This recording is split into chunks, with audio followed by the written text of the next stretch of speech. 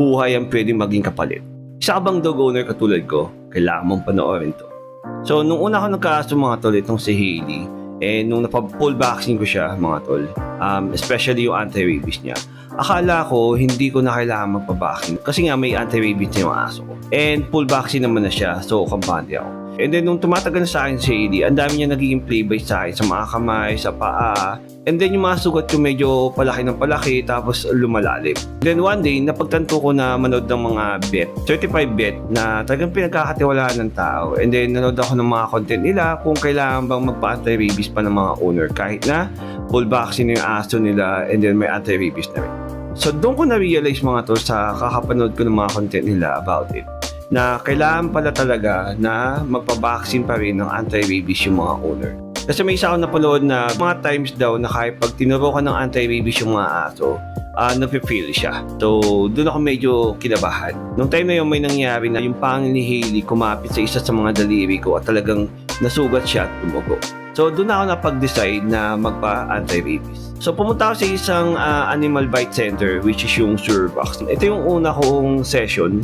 Bali, 4 siya na vaccine. Kasi nga, bakit siya 4 mga tol? Kasi may tinatawag na pre sa post vaccination.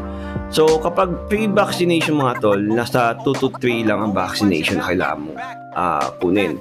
Pero kapag post, kung nakagat ka na ng aso, and then doon ka pala magpapavaccine, kailangan mong kompletuhin yung 4. So nag-4 na vaccination ako. So, kompleto ko siya. So, yung 4 na vaccination na yun mga tol, good for 3 months na siya. And then, after 3 months, kapag may nangyari na parang kung gusto mo magpa-booster, pwede magpa-booster. Kapag after 3 months na yung mga tol, nagkasugat ka, lalo na kapag dumugo siya, kailangan nyo magpa-booster. Recommended talaga ng doctor yan. Kasi recently, nagkaroon ako ng gasgas dito. Nakalmot niya ako dito sa may bandang kilay ko. Ayan, pagaling na nga siya. Nung nakalmot niya yan, dumugo pa. Talagang malalim siya. So, nagpa-booster ako, binigyan nila ako ng 2 dosage. So, isang dosage muna, and then after 3 days, yung pangalawa. So, booster na yun. So ito yung receipt ng vaccination na ginawa sa akin ng 2 na para sa booster.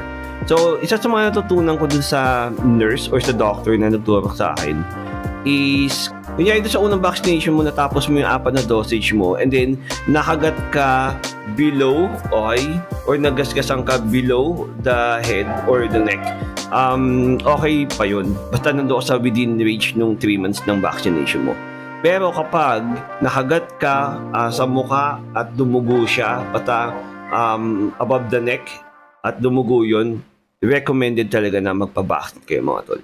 Kailangan nyo magpa-booster. Ako nagpa-booster talaga ako. Tapos tinanong ko din yung